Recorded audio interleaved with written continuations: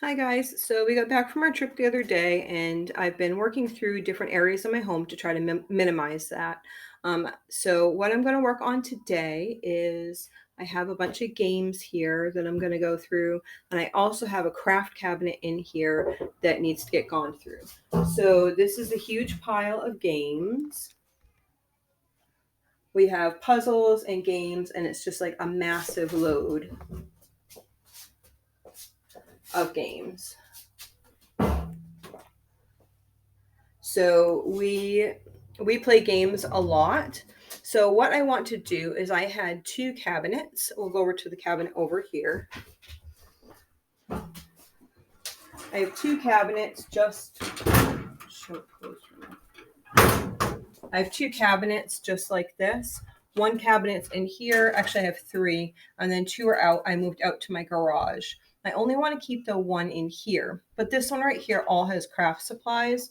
And there's two in the garage. One has all homeschool stuff, like books. That's going to be like the next book they're going into if they're doing that, or just other homeschool supplies. And as well as a cabinet that had all these games in it.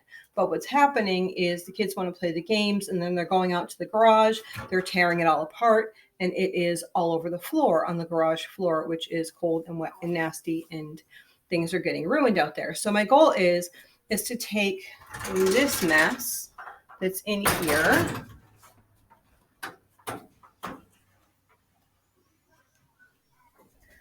to take all of this mess and download it. So downsize it, I guess. So to have, for instance, this is a thing of scissors. I have tons of scissors in there, and then the kids each have scissors in their drawers. So I only want to have like two pairs of scissors in here that are extras, and then I'll put everything that's backup into the garage in there. So my goal is to go through the games and get rid of anything that we don't want, that we don't play with, and then I'm going to choose what we're going to keep in the house. And then I'm going to go through this stuff and get rid of anything that we're not using. And then I will try to make it so we have these two top shelves as supplies, and then the two bottom shelves for the games. So come along with me.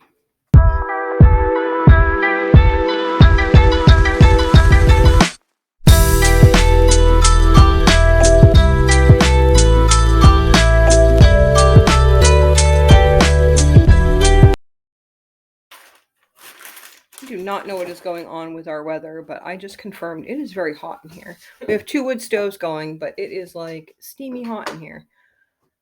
So these right here, this stack right here, are what we're deciding to totally get rid of. They're just games that the kids either don't play or are missing pieces. Or that are really annoying. The Don't Wake Daddy game is really annoying to me. So these rest of these are going to be kept. So what I'm going to do now is some of these can go out in the garage, and then some of these are going to be kept in the house. So I only want the two shelves that are going to be kept in the house. So I'm going to choose a couple things that we play all the time. I'll show you. Pit is a favorite. I don't know if you guys have ever played it before. Pit is really a favorite. They'll usually pick that one out. This is going to sound really silly, but this is really a favorite. We call it the bean game. I don't really know what it is, but that's really a favorite. We'll keep those two in the house. Then looking through these games here, I'm thinking little kids are learning with this sorry, so I'll probably keep the sorry in the house. I'll probably keep this game down here. It's kind of like a Connect 4, but it has wooden wooden pieces that go over the dowel. So I'll probably keep those two in for sure. And then I'll look to see what like we're going to be studying. I know we're going to be doing like some travels and whatever, so I'll probably do some of these. I use things like Guess 10 United States, World Animals, those types of things. I'll do that like kind of like in schoolwork. So I'll probably keep a couple of those that will work through the month, doing those. And then I'll ask the kids what other games they want to keep in once we have the space that we know what we're going to keep. So we're going to shove all this stuff to one side of the table. We're going to take the stuff we're getting rid of and we're going to put that out in the other room. And then I'm going to unload that cabinet over here and we're going to put that at the table and then we'll go through that. Hey, look, a really messy table. So that's all our art supplies that we need to go through. Before we do that, I came over here. So this is what we have so far for that cabinet. And we are going to go over into the kitchen is where I have all my kids' homeschool stuff. That's actually bookwork and stuff. So in order to organize that, I need to organize this. Sometimes I feel like my life is like that story, which I'm sure you all have read, you know, the if you give a mouse a cookie, then this happens and this happens and this happens. That's how a lot of days are here. It's like if you start this project, then you have to do these 5 projects before you get to this one. So I have this here. Yeah, those dishes are actually clean. So they're taking their drawers out here. They're taking their drawers out and we're going through them. So these are my 1, 2, 3, 4, 5, 6, 7. The 2 youngest kids share the bottom one. And so they're going through their individual drawers. And so they have their pencils, pens, markers, everything in here. And then they have what they're currently working on in there. And everything else is going to go into the garage, into an organized cabinet there so that they can take things out as they need or want them. That will go into the homeschool cabinet. But I wanted to make sure that like everyone had a glue stick, everyone had markers, that everyone had everything in those drawers before I started sorting through here that what I wanted to keep in the house. So here is what we're looking at.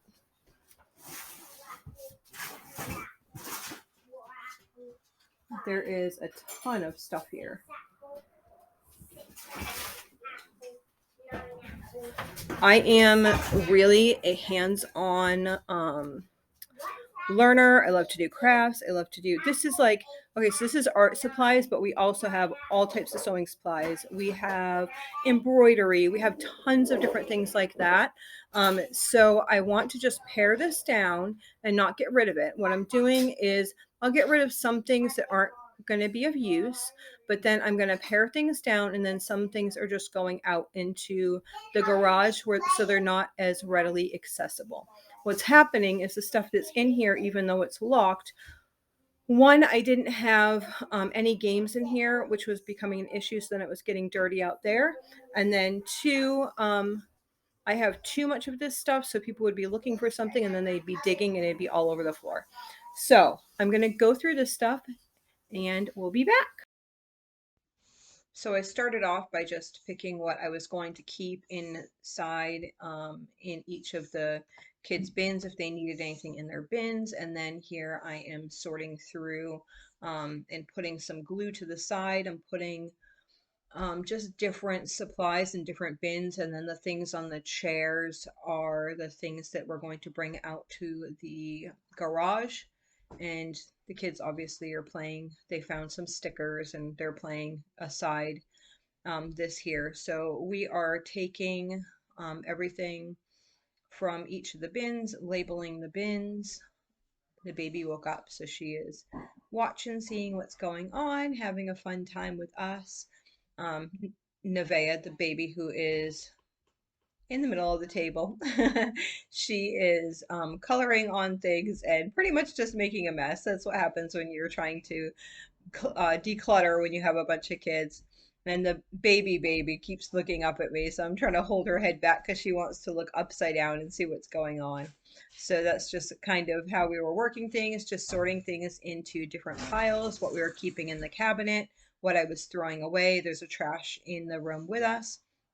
And there's also stuff on the chairs, and that's the stuff that's going out to the garage. And then I have I'm bringing stuff over to the cabinet that's right there and starting to put that stuff away. So just taking it one step at a time. I know the lighting is really bad. I was hoping to get this done before we actually had to turn lights on in the house, but this is what we have so far. I will show you the garage another day. I have one more cabinet in the garage to go through, but I'm just going to show you how I changed it for the inside house. So I have cardstock here, construction paper here, and then this is a Play-Doh bin. There's a bunch of Play-Doh stuff in there. Here is various crafts and such. So we have like wiggly eyes, modeling clay, chalk, oil pastels. All of our main paint is out in the garage. We have watercolors and stuff. And those are all out in the garage. That's like more older kids stuff that we have. So behind this paper here, I do have just primary colors of paint for the younger kids if I'm working on a project.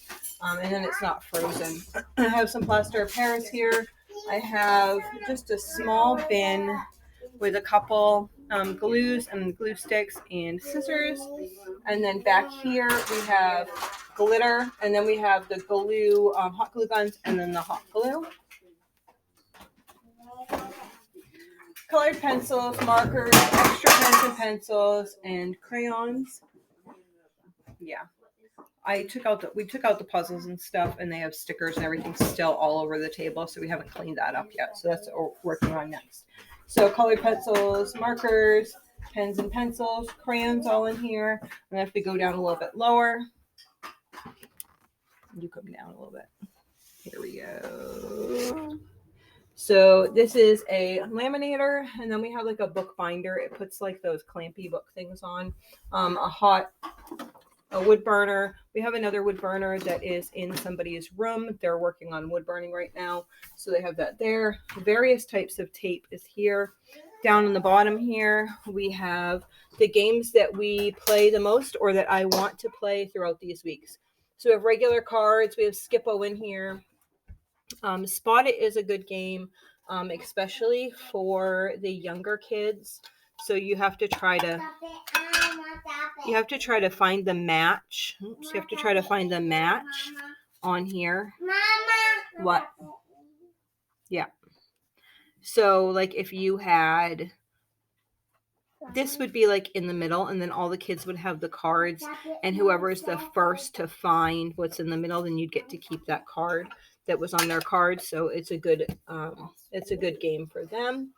So we have this other game that it's kind of like Connect Four. I had mentioned that one before. Cribbage, we like cribbage. Older people like cribbage. A lot of the card games are for middle and older kids. Set is actually a good game for about 5 and up, because you're matching different things. Phase 10. All the card games are for like everyone. We all like the card games. So the ones that we... Excuse me. You're sharpening a pencil? Come sit with Mommy for a minute. She needs to sharpen her pencil. Yeah, and we'll sharpen it in a minute, won't we? We're talking about these games.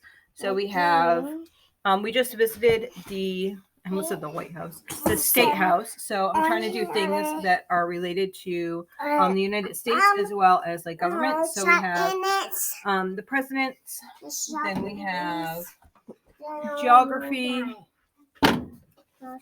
Hit is a really fun game that lots of the kids like. The Scrambled States of America. I use this sometimes the way that it should be, but there's also cards in here that you can play all different types of games, just taking them out. It has like the states and a little bit about the states on them. And so I've invented all different types of games just using these cards. So that is that game. Guess 10, States of America. These are great games. The Guess 10 and the Professor Noggin games are great educational games that you can just, get some knowledge in there without really feeling like you're getting that knowledge in there. And then a Guess 10, World of Animals. We have this book, which actually explains a lot of card games, or at least the start of a lot of card games. So we'll read through this, and then we might look up on YouTube like a specific game so we learn how to play it. So that's always fun. This is something that will keep some of the little kids quiet when you're doing something else. It's an intricate, not little kids, middle kids. And so, no, we will sharpen it after. After, yes, thank you.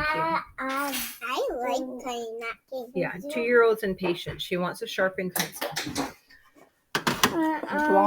Skippo is a great game. Dutch Blitz. I didn't know if you know this or not, but you can get Dutch Blitz, and then you can get Dutch Blitz an expansion pack, so up to 8 people can play. We love games like that. This is kind of fun. It's just like a baby animal game.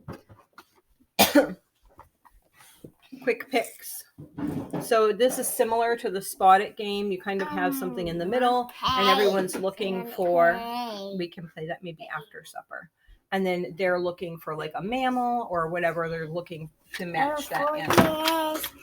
And there's another Skippo. I'll have to do a review just with this because this is a really fun game that everyone likes. Then we have Yahtzee, Great States Junior. I think we've only played like once, but I want to try that because it's kind of with our United States thing. Chutes and Ladders, Candyland, and Sorry are all games that the younger kids like to play. I want to keep some younger kids games in here because it's easier for an older person to go out to the garage and pick what game they want rather than a younger kid. But we like the cards so much.